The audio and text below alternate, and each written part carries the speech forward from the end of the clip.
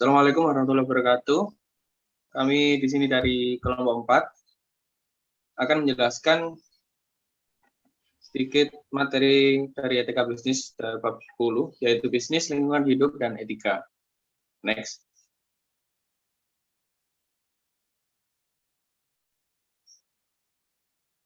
Kelompok kami terdiri dari yang pertama, yaitu Zakia Sintamalia, NIM 45, saya sendiri Muhammad Ferudin Novara, NIM 51, lalu ada Kusnul Khotimah, NIM 52, yang ketiga ada Siti Sulfiali Prihatini, NIM 63, lalu ada Heru Ardi Triprasetyo, NIM 68, dan yang terakhir ada Sintawati, NIM 75. Next.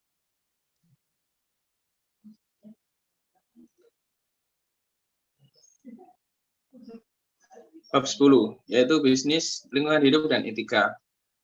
Kami akan menjelaskan beberapa subbab dalam bab 10 ini, yaitu yang pertama krisis lingkungan hidup, yang kedua permasalahan lingkungan hidup, yang ketiga lingkungan hidup dan ekonomi, yang keempat hubungan manusia dengan alam, yang kelima mencari dasar etika untuk tanggung jawab terhadap lingkungan hidup, dan yang keenam implementasi tanggung jawab terhadap lingkungan hidup. Next.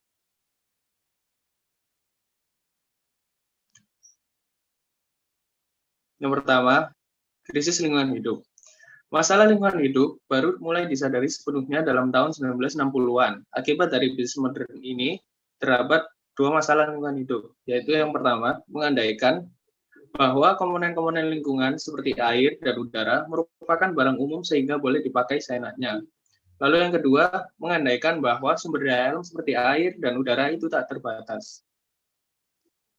Next. Lalu permasalahan hidup. Permasalahan lingkungan hidup yang ada, kami ambil beberapa. Yang pertama yaitu ada akumulasi bahan beracun, yang kedua efek rumah kaca, yang ketiga perusakan lapisan ozon, yang keempat hujan asam, yang kelima deforestasi dan penggurunan, dan yang terakhir yang keenam kematian bentuk-bentuk kehidupan. Next. Lalu akumulasi bahan beracun. Yang pertama yaitu ada pembuangan limbah industri pabrik kimia ke sungai atau laut.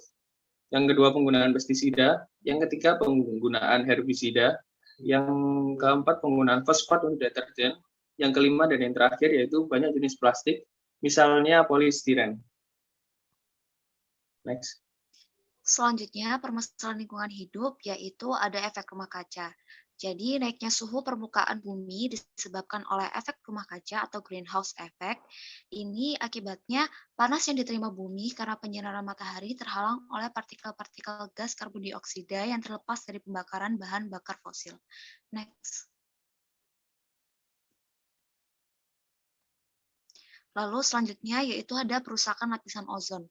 Jadi dengan berlubangnya lapisan ozon, radiasi UV dari matahari mencapai permukaan bumi, mengakibatkan penyakit kanker kulit, mata katarak, penurunan kekebalan tubuh, kerusakan bentuk-bentuk kehidupan dalam laut, dan tanaman di darat.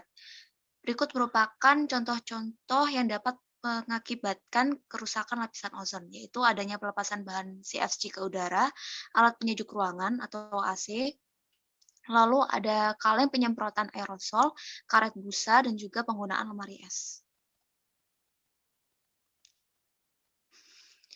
Selanjutnya, permasalahan lingkungan hidup yaitu berupa deforestasi dan juga pengurunan. Hal ini diakibatkan karena yang pertama ada penebangan hutan dan pembakaran hutan, lalu ada erosi, pendangkalan laut dan sungai, kualitas tanah menurun menjadi tidak subur, ketersediaan air tanah menjadi berkurang, dan yang terakhir terjadinya perembesan air laut ke dalam darat akibat dari penghisap air tanah.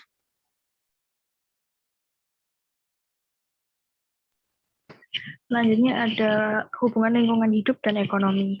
Kita berandai jika pertama, lingkungan hidup itu sebagai the commons atau padang rumput.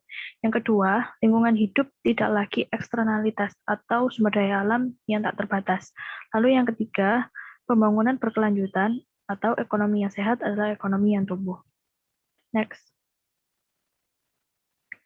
Penjelasan mengenai lingkungan hidup sebagai the commons, yaitu lingkungan hidup sebagai ranah umum, dianggap tidak ada pemilik dan tidak ada kepentingan pribadi. Lalu, dengan adanya kepemilikan dalam kuantitas besar oleh orang-orang kaya, lingkungan hidup menjadi tanah pribadi atau privat. Lalu dengan adanya pertumbuhan penduduk yang pesat, lingkungan hidup pun diperuntukkan untuk perumahan sehingga adanya privatisasi. Next. Pembangunan berkelanjutan dapat mendamaikan pandangan ekonomi dan lingkungan hidup. Terdapat dua kelompok. Kelompok yang pertama, yaitu kelompok yang mendukung pertumbuhan ekonomi dan yang menolak pertumbuhan. Maksudnya itu dia berpikiran bahwa pertumbuhan tetap dimungkinkan asalkan masa depan terbuka untuk prospek ekonomi yang memiliki kualitas sama. Lalu kelompok yang menomorsatukan lingkungan hidup dan ekonomi yang berdasar pada teknologi maju. Pendapatnya adalah adanya konsensus untuk bersama melestarikan lingkungan hidup demi masa depan bumi. Lalu kelompok satu tidak perlu mengorbankan kelompok yang lainnya. Next. Hubungan manusia dengan alam. Manusia tidaklah terpisah dari alam. Manusia modern akan bersikap menguasai dan menaklukkan alam. Hal ini dibantu oleh ilmu pengetahuan dan teknologi. Cara mendekati alam ini bisa disebut dengan sikap teknokratis. Sedangkan pandangan modern tentang alam disebut antroposentris, di mana menetapkan manusia dalam pusatnya. Pandangan baru yang kita butuhkan bila ingin mengatasi krisis lingkungan harus bersifat ekosentris, karena menetapkan alam dalam pusatnya.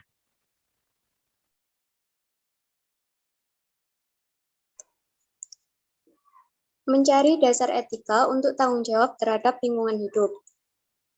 Mencari dasar etika untuk tanggung jawab terhadap lingkungan hidup adalah manusia mempunyai tanggung jawab secara moral terhadap lingkungan. Dasar etika untuk tanggung jawab sosial terhadap lingkungan hidup terdapat 3, yakni hak dan deontologi, utilitarisme, dan keadilan. Untuk hak dan deontologi, setiap manusia berhak atas lingkungan berkualitas yang memungkinkan dia untuk hidup dengan baik karena manusia mempunyai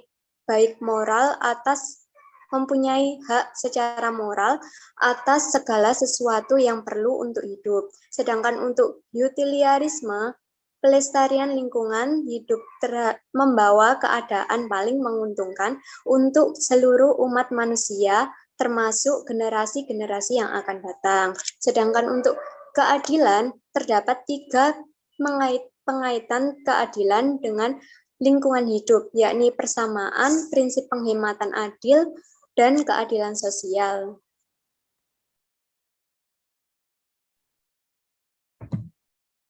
Selanjutnya, untuk implementasi tanggung jawab terhadap lingkungan hidup. Yang pertama, ada siapa yang harus membayar. Dalam bisnis, setiap tindakan untuk melindungi atau memperbaiki lingkungan mempunyai konsekuensi finansial. Lalu yang kedua, ada bagaimana beban dibagi. Beban dapat dibagi melalui 3 cara. Yang pertama, ada pengaturan, yang kedua, insentif, dan yang ketiga, mekanisme harga. Lalu yang terakhir atau yang ketiga, ada etika dan hukum lingkungan hidup, di mana etika secara logis mendahului hukum dan refleks etis selalu mendampingi dan menilai hukum.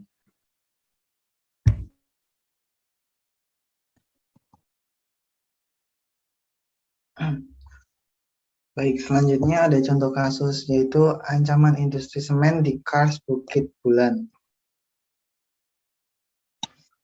Sungai dan cadangan air itu merupakan urat nadi bagi kehidupan masyarakat di sana. PT Semen Batu Raja berencana membangun industri semen di Kars Bukit Bulan. Pengembangan industri semen ini akan memberikan dampak yang besar pada masyarakat sekitar. Aktivitas tambang semen dapat mempengaruhi aliran dan kualitas air di permukaan. Ancaman dari industri semen di Kars Bukit Bulan ini, yaitu industri yang mengeruk alam seperti industri semen ini pasti akan merugikan alam. Pembangunan industri ini akan sangat mempengaruhi masyarakat di sekitar. Perusahaan harus memberikan tanggung jawab terhadap lingkungan hidup yang mempengaruhi kehidupan masyarakat sekitar. Masyarakat sekitar memiliki hak atas kualitas lingkungan hidup yang baik. Sehingga pembangunan industri ini akan menyebabkan kerusakan alam dan perekonomian masyarakat sekitar.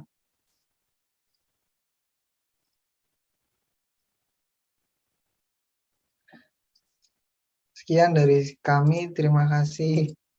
Assalamualaikum warahmatullahi wabarakatuh.